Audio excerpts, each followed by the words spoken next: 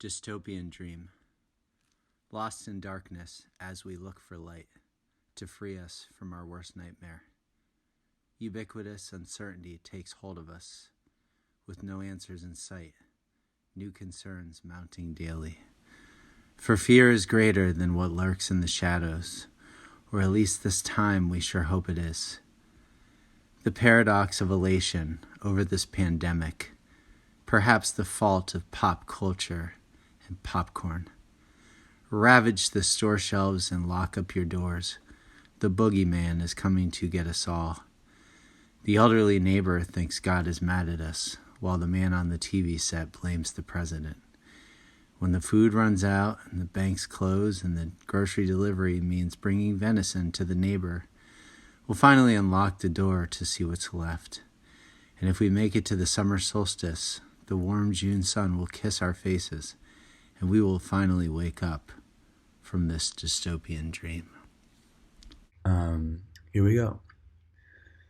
So I'm going to basically start with a summary of the poem, the main theme I think I got from it.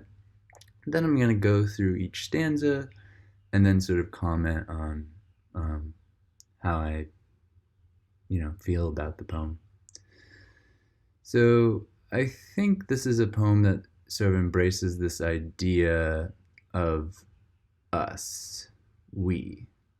The subject is not I. Subject is not you. It's not directed at someone as much as it's speaking for us. And I think that points to a time right now where we're all experiencing the same reality, the same thing, which is very rare in the current culture and political climate of today. It seems that many people are just not on the same page. And this sort of insane, scary virus is causing us to experience things together.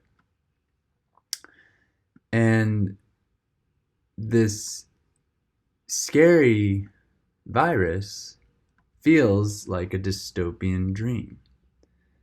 It's a dilemma that we're able to displace from our reality and pinpoint to a certain thing. It seems like a plot point, a plot device in a novel, a dystopian novel.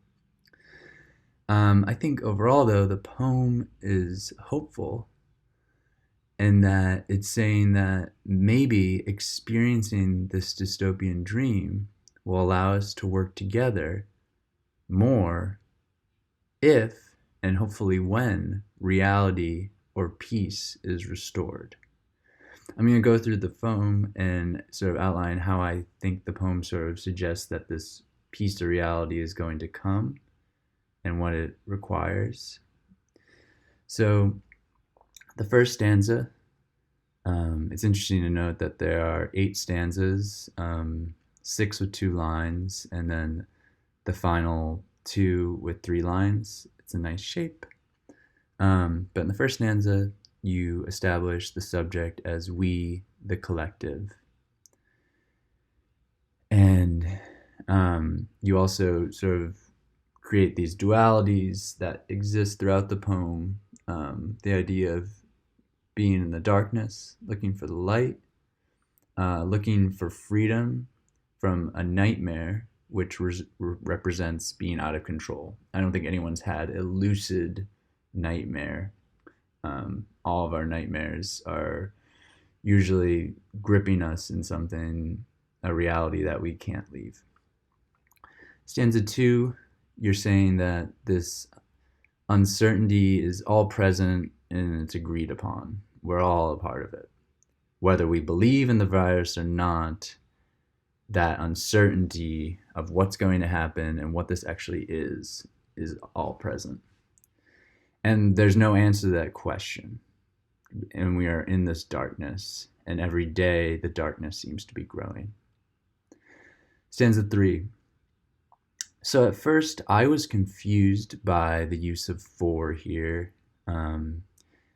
But then I realized that it's sort of saying that the new concerns mounting daily are because fear is greater than the reality.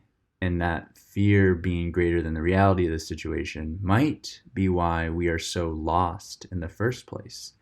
It isn't even that the virus is that much of a scary thing. We've gone through so many situations like this. If you look back over the history of mankind, and so many people have died, but also so many people have risen to the occasion. So really here, the fear might be a bigger problem than what the reality of the situation is. By stanza 4, with the paradox of elation over this pandemic, perhaps the fault of pop culture and popcorn. I like the alliteration used here with all the P's. The poem shifts. So you're saying here, with fear, there's also this sort of paradoxical joy for a break. Our culture, isn't used to taking breaks. We're not built on time away from work. You work, you retire, you die. It's just the reality of things, or at least the reality that we accept. And while we are, sort of maybe elating over the reality of taking a break out of this pandemic, we're also attracted to the sort of voyeurism here, and that might reflect our obsession with reality TV and spectacles and just extremes.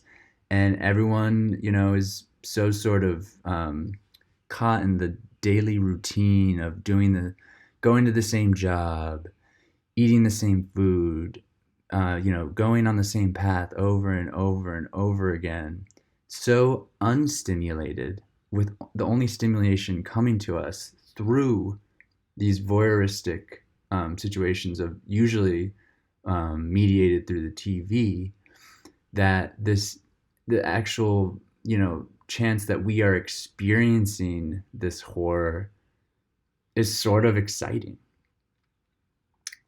But by 5, you say that, the thing here is that we are the actors in this reality TV show, and we're being directed here to do these crazy seeming acts, like ravaging the store and locking our doors, as this invisible mythic-like monster, the coronavirus, aka the boogeyman, is advancing on us daily, but we can't see it. By stanza 6, you say, the elderly neighbor thinks God is mad at us, while the man on the TV set blames the president. So throughout all this, we remain divided still on the case. And the only thing that's really uniting us at this time is that we're in fear, in confusion, in panic. I don't think there's anyone that isn't at least in one of those categories. The doubters are still confused. The people that are freaking out, they're kind of all the above. And the people in control are confused and probably fearful. So those are all negatives. And I think the poem is suggesting, might be the source of all of this. So by 7, when the resolution is coming to the poem, you say, it seems like it's going to take extreme measures for us to return to a more natural community and connection, and to actually face what's out there. The food will have to run out, and the food is what is, we're not making the food. The food is something that we buy at a grocery store. The banks, which hold money, which represent our time, which is an abstraction of, physical effort and time, are going to close, so we can't get our money. And we're going to have to actually go in, get the meat that we or one of our loved ones killed, and take it to our neighbor and say, you got to eat this. And that, is the beginning of entering tangible reality. And as we enter tangible reality, we're going to have to unlock our doors, and we're going to have to actually see what's out there. We're not going to be watching it on TV. We're not going to be looking at it on our phones. We're going to be stepping outside. And for a lot of us, stepping outside is going to be a revelation.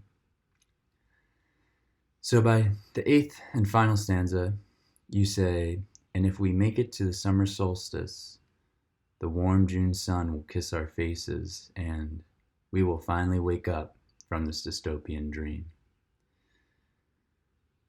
So I think what you're saying here is, if we decide to face the fear together, we could step outside of our doors, look away from the TV screens, take the time to actually think about this and work together, perhaps through the methods they're outlining of social distancing, pulling together our resources of what food we have, what money, what skills.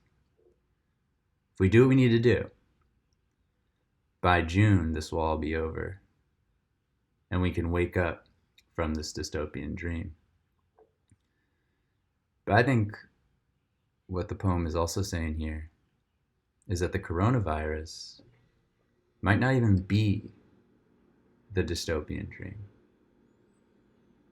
The dystopian dream is our reaction to the coronavirus and the problems and hypocrisy of our current systems and culture that are causing this fear, panic, and confusion.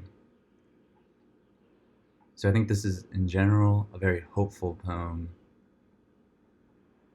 saying that if we could band together, face reality instead of exploiting reality or denying reality, and perhaps learn from the intensity of this experience, we'll wake up from this not only with the virus under control, but our reality under control.